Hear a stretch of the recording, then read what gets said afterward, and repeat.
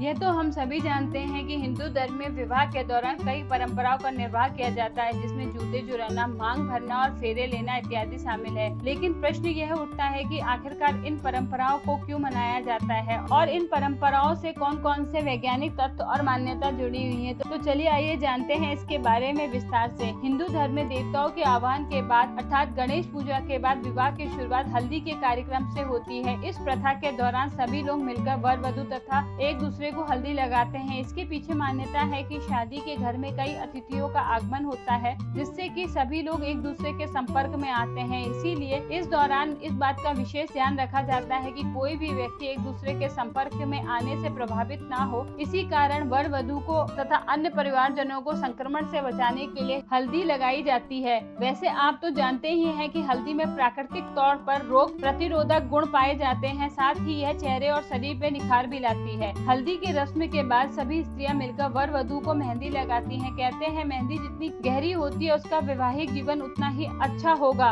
और भविष्य में उनके बीच यथावत प्रेम बना रहेगा। वैसे इसके पीछे मान्यता यह है कि मेहंदी को श्रृंगार का सबसे उत्तम आभूषण माना जाता है, साथ ही साथ यह मानसिक शांति और शीतलता प्रदान करती है। मेहंदी की रस्म के बाद वर घोड़ी पर सवार होकर वधू के घर बारात लेकर जाता है। अब यहाँ पर विचारणीय तथ्य यह है कि आखिर वर घोड़ी पर ही सवार क्यों होता है, किसी अन्य पर क्यों नहीं। दरअसल इसके पीछे मान्यता यह है कि पशुओं में घोड़ी का स्वभाव अत्यंत चंचल होता है, उसे काबू करना अत्यंत ही कठिन होता है। इसीलिए इस परंपरा के पीछे यह विश्वास किया जाता है कि जो पुरुष इतना चंचल स्वभाव वाले प्राणी को अपने वश में कर उसकी सवारी कर सकता है, वह निश्चित ही भविष्य में आने वाली समस्त जिम्मेदारियों का निर्वाह बड़ी ही सहजता से कर लेगा। और जब वर अपनी बारात लेकर वधू के घर पहुँचता है तो सबसे पहले वधू के घर के मुख्य द्वार पर टंगे लकड़ी के तोरण को मारना होता है, तभी वह अन्य रस्मों के लिए वधू के घर में प्रवेश कर पाता है। वैसे इसके पीछे एक दंत कथा है। कहते हैं प्राचीन काल में तोरण नाम का एक प्रेत हुआ करता था। वह विवाह के समय वधू के घर के मुख्य द्वार पर तोते का रूप धारण करके बैठ जाता था और जब वर वहां उपस्थित होता था तो वह उसके शरीर में प्रवेश कर स्वयं ही विवाह कर लेता था। फिर आजीवन उनके दाम्पत्य जीवन में कलह उत्पन्न करता था, किंतु एक बार एक चतुर राजकुमार ने उस प्रेत को पहचान लिया और अपनी तलवार से उसका वध कर दिया। बस उसी दिन से तोरण मारने की यह प्रथा आरंभ हुई। तोरण के पश्चात जब वर और वधु पक्ष के लोग विवाह स्थल पे पहुंचते हैं तो सबसे पहले श्री गणेश पूजन करते हैं और फिर आगे की रस्म पूरी की जाती है। वैसे आप तो जानते ही हैं कि किसी भी शुभ कार्य को करने से पहले श्री गणेश जी महाराज का पूजन का विधान है, क्योंकि उन्हीं के आशीर्वाद से हम सभी का हित बिना किसी विघ्न के संपन्न हो सकता है। और इसके बाद बारी आती है जयमाला की, जिसमें वर और वधु दोनों एक दूसरे को जयमाला पहनाते हैं। कहते हैं इसके पीछे मान्यता है कि वर वधु एक दूसरे को जयमाला पहनाकर एक दूसरे को विवाह की स्वीकृति प्रदान करते हैं। वैसे विष्णु पुराण के अनुसार देवी लक्ष्मी जी जब समुद्र मंथन से प्रकट हुई थी तब भगवान विष्णु जी को उन्होंने माला पहनाकर अपने पति के रूप में स्वीकार किया था और फिर विवाह संस्कार में वर वधु का गठबंधन कर अग्नि के समक्ष 7 फेरे और 7 वचन लिए जाते हैं। मान्यता है कि 7 फेरे शरीर के 7 चक्रों की तरह होते हैं, जो पवित्र आदमी की उपस्थिति में वर वधु प्रसन्न मन और आत्मा के स्तर पर एक रूपता को स्थापित करते हैं, जिससे कि उनका यह संबंध जन्म जन्मांतर तक इसी प्रकार बना रहे। विवाह मंडप में 7 फेरों के बाद वर वधु की मांग में लाल रंग का सिंदूर भरता है, जो वधु के सदा सुहागिन होने का प्रतीक है। वैसे इस परंपरा के पीछे कई विद्वानों का मत है कि सिर पर जिस हिस्से में सिंदूर लगाया जाता है वहाँ पर ब्रह्मरंध्र होता है, जिससे कि उस स्थान पर सिंदूर लगाने से मन पर नियंत्रण रखने में सहायता मिलती है। बस इसीलिए सुहागिन स्त्रियां अपनी मांग में सिंदूर लगाती हैं। वैसे आपको बता दें कि जब वर विवाह मंडप में बैठता है तो वह अपने जूते उतार देता है और कई बार वधु की सखियां और छोटी बहन उन जूतों को छुपा कर रख लेती है। तब वर उन्हें इनाम के रूप में धनराशि देकर उनसे अपने जूते वापस लेता है। हालांकि इस परंपरा के पीछे कोई वैज्ञानिक अस्तित्व नहीं है, किंतु फिर भी यह परंपरा खास विनोद के लिए निभाई जाती है ताकि दोनों परिवारों के बीच आपसी प्रेम और सौहार्द की भावना बनी रहे। वैसे इसके अलावा भी विवाह में और कई प्रकार की परंपराओं का निर्वाह किया जाता है, जिसमें से ज्यादातर स्थानीय और लोक नृत्यों के आधार पर बनाई गई है, किंतु जो परंपरा अभी हमने आपको बताई उनमें से लगभग ज्यादातर भगवान श्री राम के समय से चली आ रही हैं और इसका पालन समान रूप में आज भी किया जाता है। आशा करते हैं आपको यह जानकारी जरूर अच्छी लगी होगी। इसीलिए सनातन धर्म से जुड़े ऐसे और वीडियो देखने के लिए मेरे चैनल को सब्सक्राइब करें।